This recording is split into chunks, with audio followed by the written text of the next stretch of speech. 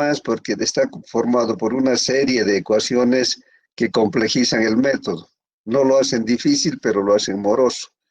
Entonces, es por esa razón que, por ejemplo, la ABC ha tomado la decisión de mantener como programa oficial de diseño de pavimentos el ISO 93. En el tema académico nos interesa este método precisamente porque se empiezan a ver los parámetros nuevos de medio ambiente que los otros métodos no habían considerado. Luego de este método, el 2008, después de hacer muchas modificaciones, esto ha sacado el modelo mecanicista, que se desliga un poco ya de la parte empírica, a pesar de que mantiene ciertas condiciones y ciertos parámetros del diseño empírico. Por eso que se llama el hasta 2008 modelo mecánico, mecánico de cálculo de pavimentos, empírico mecánico de cálculo de pavimentos. Entonces, pero ese modelo no se puede aplicar todavía en nuestro medio porque está ligado a ensayos de otro tipo para la caracterización de los materiales. En el caso de pavimentos flexibles, por ejemplo, está ligado a los ensayos del laboratorio del SuperPave. Nosotros hemos comprado esos equipos y con el tiempo vamos a ir implementando también este modelo o este método de diseño de pavimentos mecánico empírico.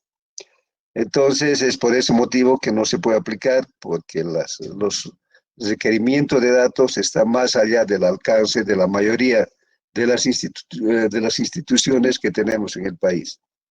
Entonces, vamos a ir a la explicación del método ISO 97.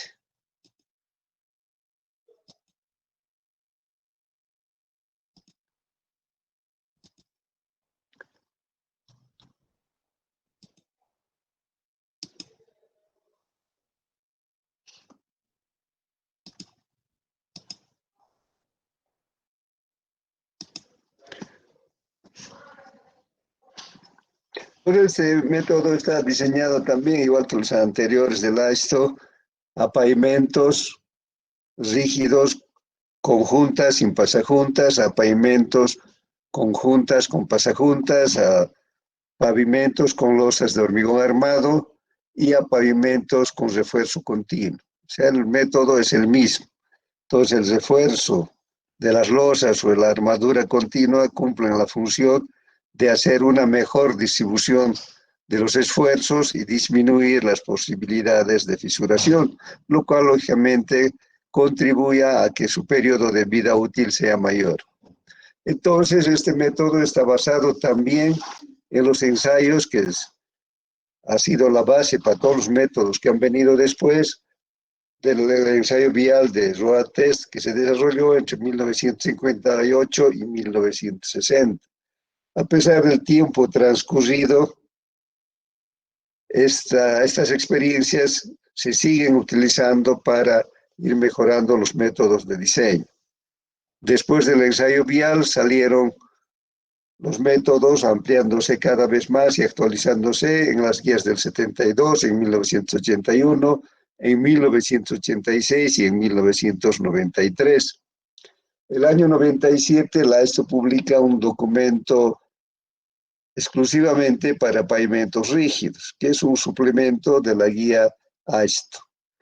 Entonces se hacen modificaciones muy importantes al método que se había publicado en 1993, que es lo que conocemos como ISO 93. ¿Qué datos necesitamos conocer previamente para aplicar el método? El módulo elástico del pavimento, el módulo elástico del hormigón. Actualmente este parámetro ya podemos determinar en laboratorio. En el laboratorio de resistencia de materiales, con los equipos que se han traído, que se han adquirido el año pasado, se puede hacer mediante un ensayo la determinación del módulo elástico del hormigón. Pero también se puede hacer con relación a la compresión simple, al ensayo de compresión, que es el ensayo más difundido en nuestro medio. Entonces, en ese caso, si queremos por correlación, el módulo elástico ha de ser a 57.000 multiplicado por la raíz cuadrada de la resistencia a la compresión. Y si fuera en 15 kilopascales, ha de ser igual a 150.000 por la raíz cuadrada de la resistencia a la compresión, y la unidad ha de ser kilopascales. También va a ser otro dato que vamos a requerir, es la resistencia a la flexión. Ese ensayo se realiza con carga al tercio. Ese ensayo tenemos actualmente en nuestros laboratorios, en el de pavimentos y en el de resistencia de materiales. Pero también se puede calcular por correlación con el ensayo de compresión. En ese caso sería un factor K multiplicado por la raíz cuadrada de la resistencia a la compresión. Y de acuerdo a las condiciones, K tiene una variación entre 7 y 12. En general, para tener unidades en PSI, se utiliza un K igual a 10.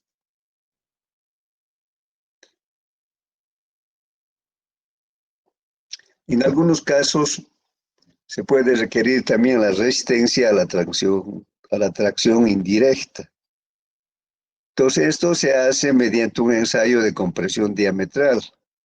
En vez de poner la carga en el sentido longitudinal del cilindro, aplicando en la cara superior, se aplica en el sentido del diámetro. Entonces, en ese caso, la resistencia a tracción indirecta ha de ser igual a 2 por la carga aplicada, por pi, por el diámetro de la probeta y por la longitud de la probeta. También se podía encontrar por relación con la resistencia a la compresión. Sería igual un factor que varía de 6 a 8 multiplicado por la raíz cuadrada de la resistencia a la compresión. Si tienen preguntas, en la definición previa de valores, lógicamente va a estar el módulo de reacción de la subrasante K, que es la medida en la parte superior de la subrasante.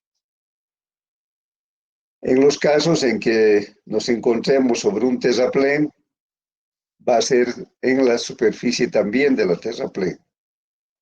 Entonces, la subrasante ha de ser el suelo de fundación del pavimento.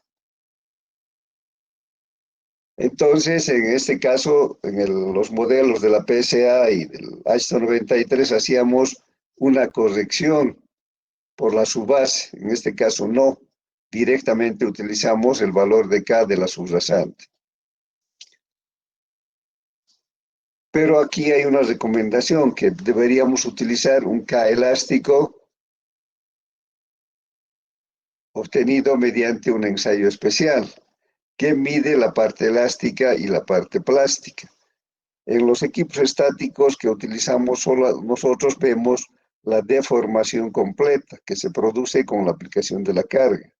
No vemos la recuperación elástica que tiene el suelo una vez que ha cesado de aplicarse la carga. Entonces, en realidad, el método dice que debíamos utilizar el K elástico luego de medir la recuperación que ha tenido el suelo después de que se ha realizado el ensayo.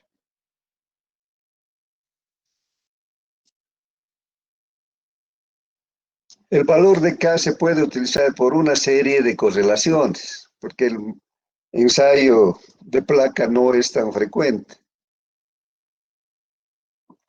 Por ejemplo, para suelos cohesivos que están en la clasificación de suelos AISTO del A4 al A7, o sea, A4, A5, A6 y A7, la capacidad del soporte va a depender del porcentaje de humedad o de saturación que tenga el suelo. Entonces, lo que se hace primero es determinar el grado de saturación mediante la expresión que tenemos en la diapositiva.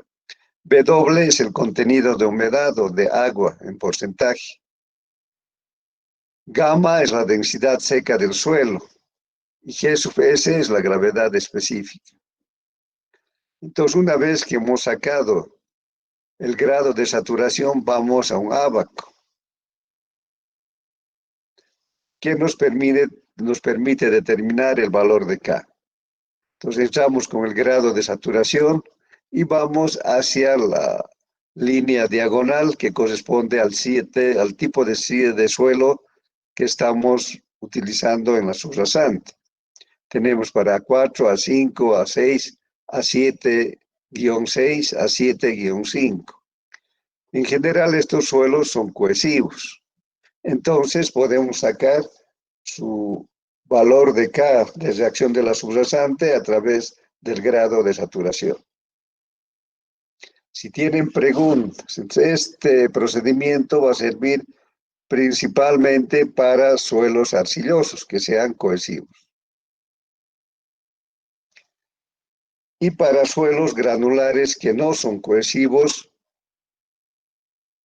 donde lo importante es el porcentaje de vacíos y el estado de las tensiones internas que tiene el material a través de la fricción interna entre sus partículas. Entonces aquí podemos ver valores para suelos no cohesivos en la siguiente tabla.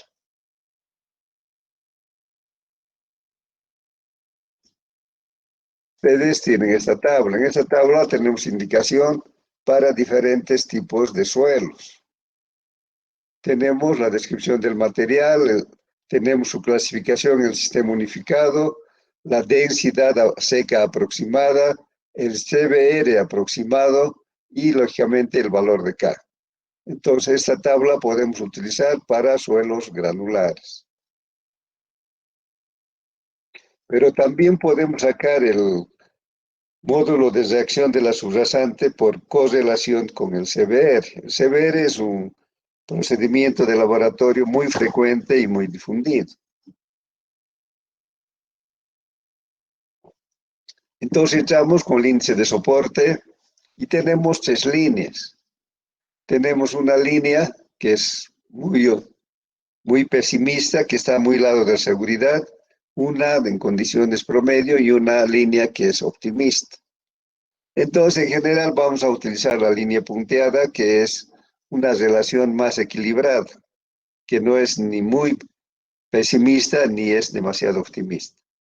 Entonces, por ejemplo, si tenemos un CBR de 5, utilizando la línea del centro, el valor de K ha de ser aproximadamente 120. Entonces, subimos desde 5 hasta la línea punteada y sacamos una proyección horizontal hacia el eje vertical. Y podemos ver que nuestra relación con el CBR nos da un K de 120 PSI, o sea, libras sobre pulgada al cuadrada sobre pulgada. También se puede obtener por correlación con la tasa de penetración que se obtiene con el cono dinámico. El cono dinámico no es nada más que un cono de material especial que tiene una guía de acero y que tiene un martillo y tiene además un soporte o un tope donde va a impactar el martillo. Entonces lo que hacemos es sacar una tasa de penetración para cada golpe. Lógicamente no vamos a medir en cada golpe la penetración, digamos, hacemos 10 golpes y medimos la penetración que ha conseguido el cono en el suelo. Y esa penetración dividimos entre 10 para que la penetración sea por golpe, porque la tasa se mide así, es penetración por golpe.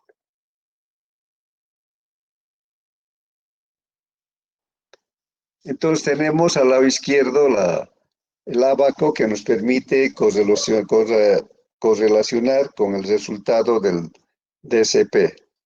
Entonces encontramos una tasa de penetración, golpe o penetración por golpe, y vamos hacia las líneas que tenemos en el ábaco. Es igual que en el CBR, una línea muy pesimista, otra muy optimista, y de la central, que sería la línea más conveniente. Entonces vemos la tasa de penetración y con eso podemos determinar el valor de K.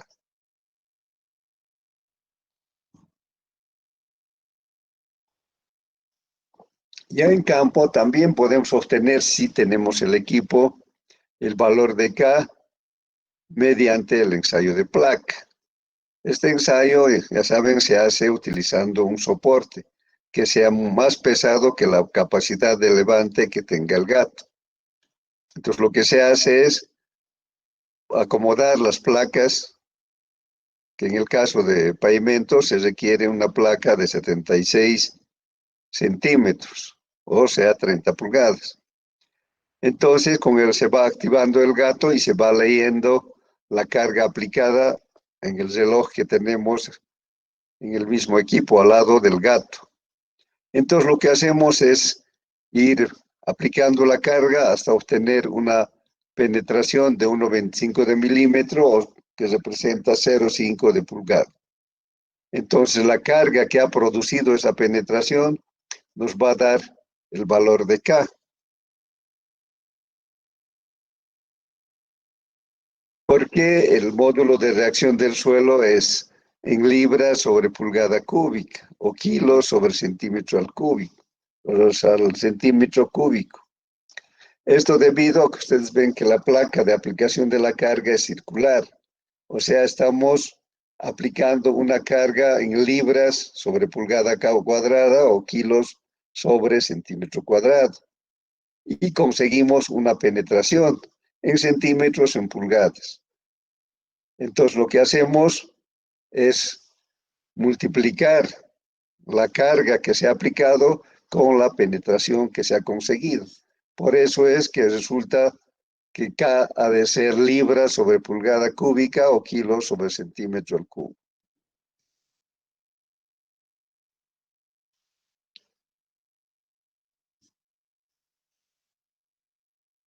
Entonces el valor de K ha de ser igual a la carga, creo les dije multiplicado, es dividido, ¿no? Ha de ser igual a la carga dividido entre la penetración que se ha conseguido. La carga está en libras sobre pulgada cuadrada, sobre pulgada, ha de ser sobre pulgada al cubo. Si tienen preguntas.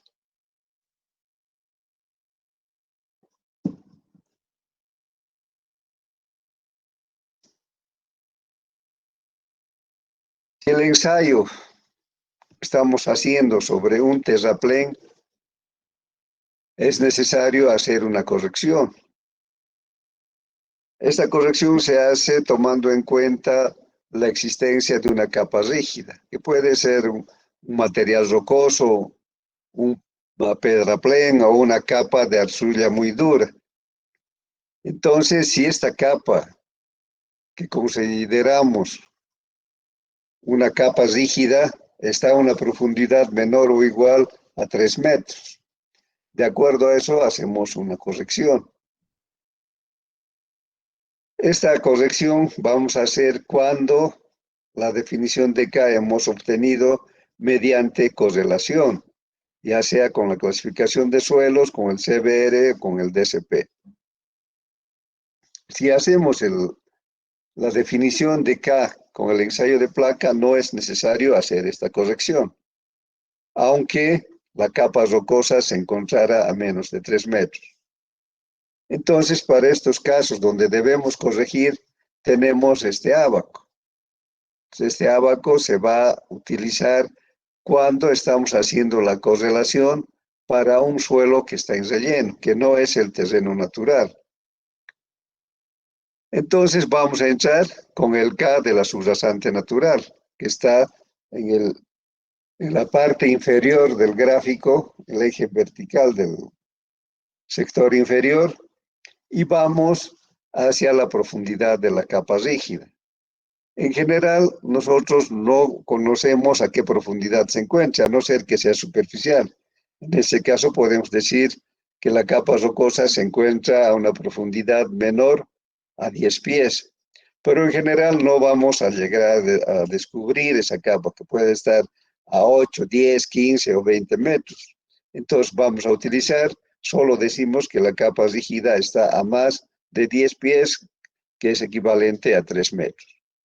Entonces el K original obtenido por correlación, vamos a estas líneas de capa rígida. Y de ahí vamos hasta las líneas que están en el cuadrante superior izquierdo, que definen el espesor del relleno. Está en pies. Entonces el espesor del relleno puede tener 3 metros, 4 metros, etc. Entonces tenemos desde 2 pies, que sería 60 centímetros, 1,20, 1,80, 2,40, 3 metros, hasta 3,60, que sería el espesor del relleno en el que vamos a fundar el pavimento.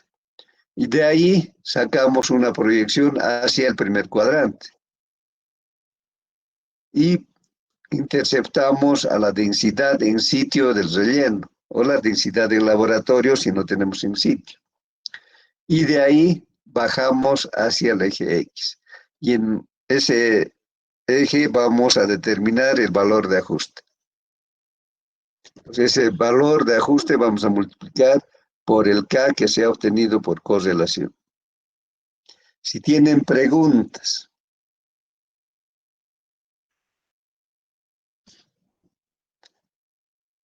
El método recomienda que debemos hacer otra corrección por los cambios de condiciones climáticas en las estaciones del año.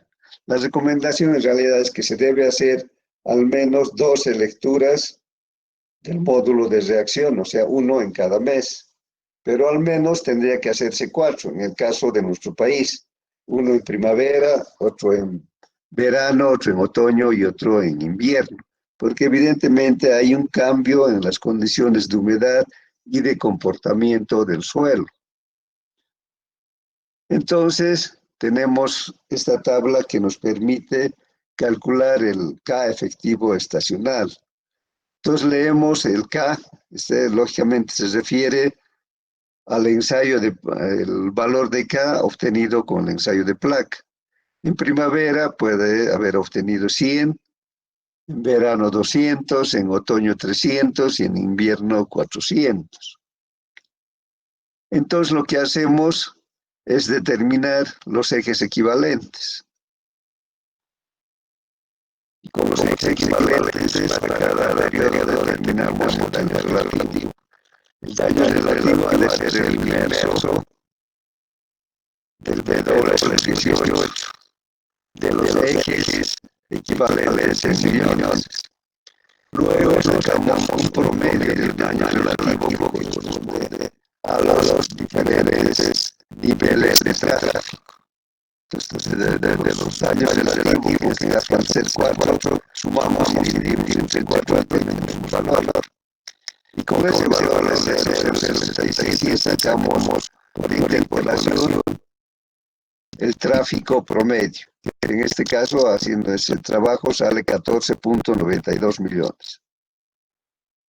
Para 14,92 millones, el tráfico también por interpolación, tenemos un valor de K que va a ser 229 libras sobre pulgada al cuadrado sobre pulgada.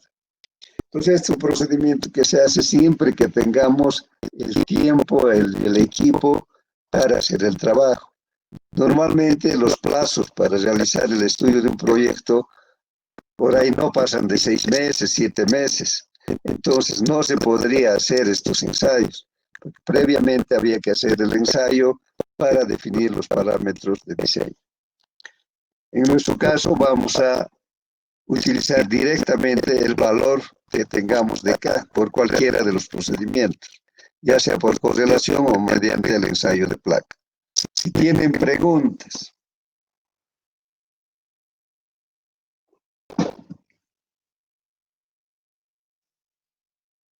Luego hacemos el análisis de tráfico. El análisis de tráfico es exactamente igual que para la ISO 93. Determinamos los factores equivalentes de carga para cada tipo y peso de eje, el factor de camión, los ejes equivalentes, la clasificación vehicular, consideramos también.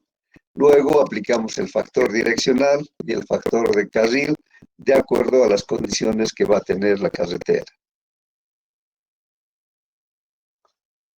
Entonces esto está de más repetir porque ustedes decían, han hecho varias veces el cálculo del tráfico, de los ejes equivalentes ESAL, tanto para la ISO 93 en pavimento rígido y también para pavimento flexible, que es el mismo procedimiento.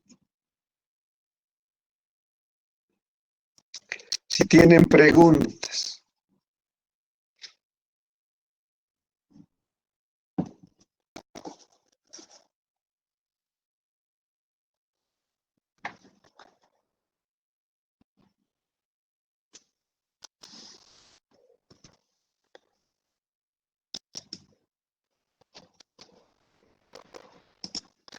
Entonces aquí tenemos que hacer una explicación previa sobre el diferencial térmico positivo y el diferencial térmico negativo.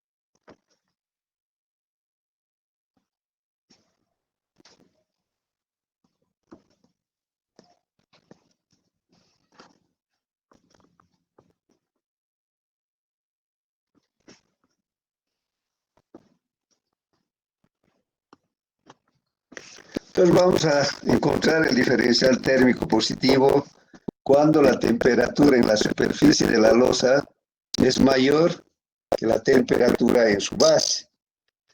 Esto se va a dar en las horas de mayor calor del día. Entonces este diferencial decimos positivo y va a producir una deformación convexa de la losa. O sea, se va a levantar la parte central y los bordes van a quedar apoyados en el suelo de fundación o en la subbase.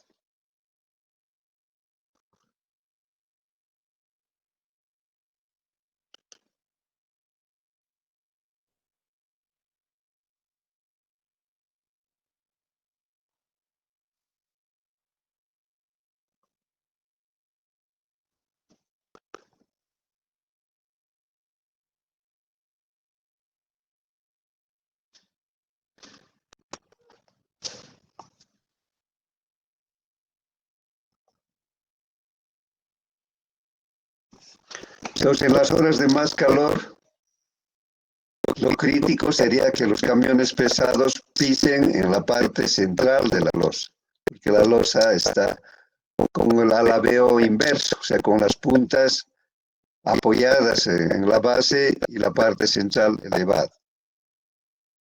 Lógicamente, la posición crítica sería si tenemos en esta posición la rueda del camión. ¿Y qué va a ocurrir en la noche? En el transcurso de las horas, cuando empieza a enfriar, la temperatura que ha absorbido la superficie de la losa y en general la losa se va a ir transfiriendo a la base.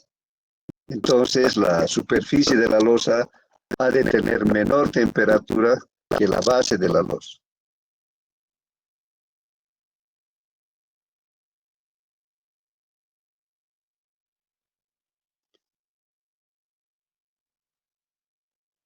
En este caso, lo anotaremos.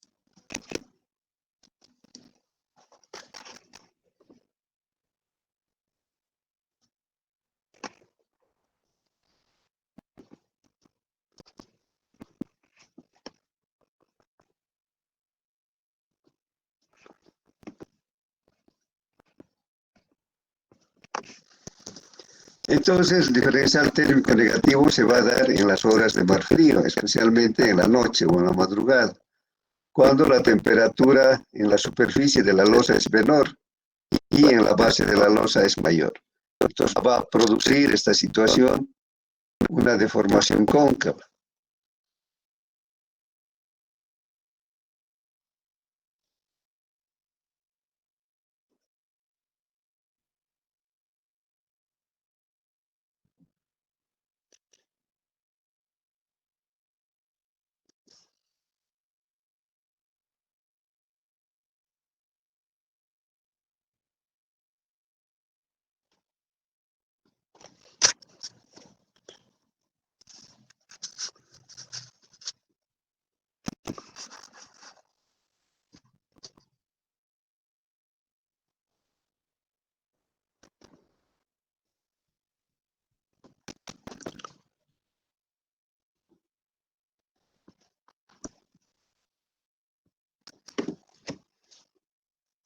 Entonces, el diferencial térmico produce un alabeo de la losa con los bordes hacia arriba. Pues vamos a tener que esta parte está apoyada en la base y lo que decíamos ayer, se produce una especie de voladizos en ambos costados de la losa. Entonces, ¿cuál ha de ser la posición crítica de la carga? Lógicamente, cuando se encuentre en la punta, o sea, en el borde de la losa. Entonces, estas consideraciones de clima las hace el ISO 97, considerando el diferencial térmico positivo en las horas de mayor calor, cuando la superficie de la losa tiene una temperatura mayor a su base. Y el diferencial térmico negativo, que se va a dar en la madrugada o en las horas de la noche, y donde la temperatura de la superficie de la losa es menor a la temperatura en su base. Y la deformación va a tener una forma cóncava. Si tienen preguntas.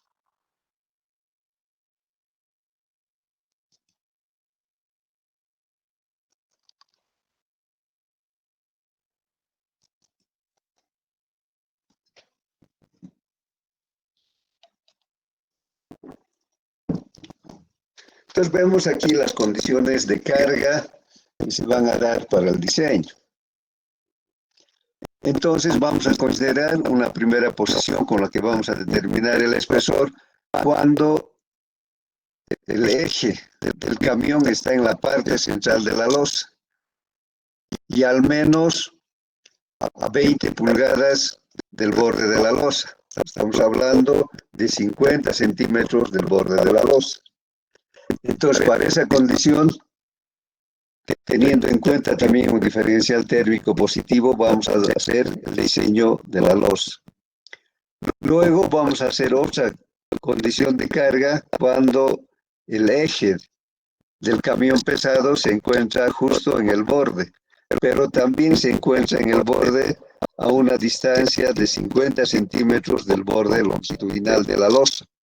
Está pegado a la junta transversal, pero alejado 50 centímetros de la junta o borde longitudinal.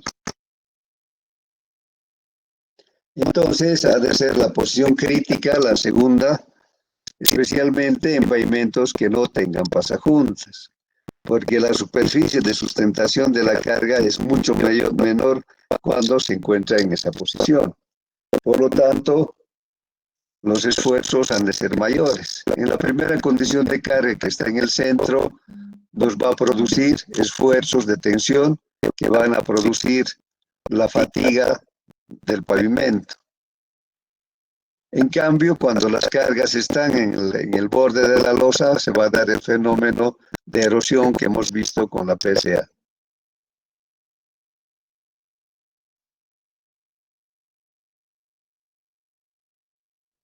Entonces hacemos el diseño, decíamos, con la posición de la carga al centro de la losa. Y luego vamos a verificar con la carga en la junta.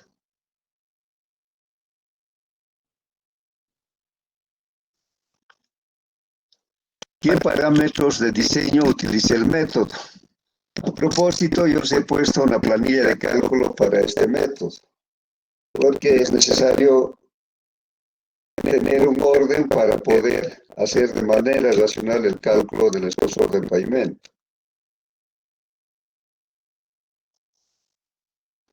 Entonces, este cálculo además se hace para dos condiciones de datos. Se hace para los datos del proyecto. Como este es un modelo comparativo, también vamos a hacer un cálculo considerando los datos del ensayo vial. Lógicamente, los datos del ensayo vial han de ser constantes. Los que van a variar han de ser los datos del proyecto.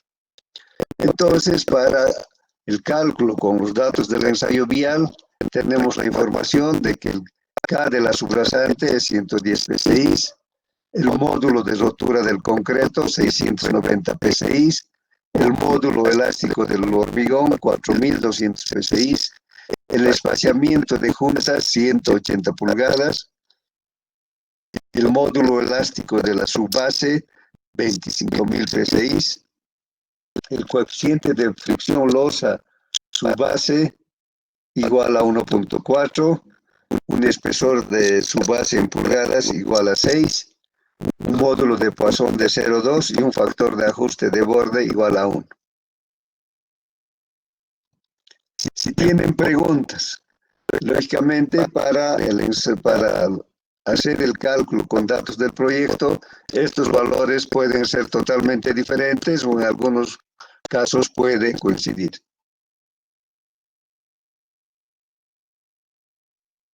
El modelo de cálculo que tenemos a través de las fórmulas está calibrado para una desviación estándar que puede ser 0,34 cuando los datos de tráfico tienen mucha certidumbre o cuando los datos tienen incertidumbre, que es en nuestro caso, que es el valor que vamos a utilizar, que sería 0,39.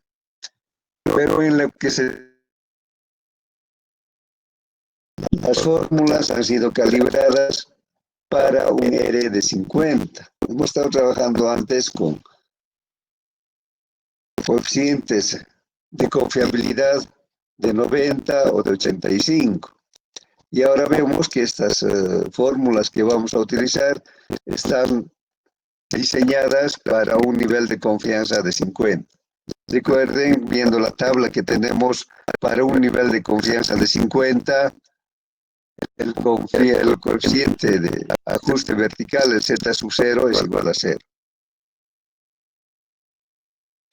O sea, el factor de desviación normal Z sub 0 para un índice de confianza de 50 tiene un valor de 0. Entonces, esa condición hay que considerar, que estamos utilizando un índice de confiabilidad de 50%. Si nosotros queremos hacer un ajuste a un índice de confiabilidad mayor, vamos a aplicar esta corrección, que ha de ser el tráfico admisible corregido, ha de ser a 10 elevado al logaritmo del valor de tráfico que hemos calculado en el pronóstico, más el valor de Z sub R para un nivel de confianza que elijamos, multiplicado por la desviación estándar. O en otra forma podemos decir que el logaritmo de W sub 18R, que es el corregido, el tráfico corregido, ha de ser igual al logaritmo de B sobre sub 18, que es el valor calculado, más el factor de desviación normal que corresponda al índice de serviciabilidad que hemos elegido, multiplicado por la desviación estándar. Si tienen preguntas, nada, todo está claro. Ahora vamos a ver las ecuaciones de diseño. Estas ecuaciones de diseño es necesario que los pongan en sus máquinas, porque son varias ecuaciones. Entonces, en la diapositiva, las fórmulas están en sentido inverso. Estoy empezando del último, porque en realidad ese es el orden de aplicación. En el texto partimos de la ecuación principal de cálculo y luego vienen las fórmulas auxiliares. Aquí estamos poniendo primero las fórmulas auxiliares que van a tener una información para realizar su cálculo. Primero tenemos el diferencial térmico positivo, que ha de ser igual a 0,962 menos 52.181 dividido entre el espesor de losa que hemos adoptado, que es D, más 0,34 la velocidad de viento promedio, wind es viento, más 0,184 por la temperatura promedio, menos 0,0836 por la precipitación anual promedio. El viento va a estar en millas por hora, la temperatura en grados Fahrenheit y la precipitación pluvial anual en pulgadas. No tenemos ninguna otra información que las requerida, que vamos a tener, de principio vamos a disponer de esa información. Luego calculamos el radio de rigidez relativa, que ha de ser igual a la raíz cuarta del módulo elástico E sub C multiplicado por el espesor de la losa D elevado al cubo, dividido entre 12 multiplicado por 1 menos módulo de Poisson al cuadrado multiplicado por el módulo efectivo de la subrasante. En general, si no tenemos otra información, vamos a utilizar un módulo de Poisson de 0,2. La norma nos dice que podemos utilizar el 0,15 y 0,25. Entonces vamos a utilizar 0,2, que es el mismo valor que utilizó la AISTO en el ensayo vial.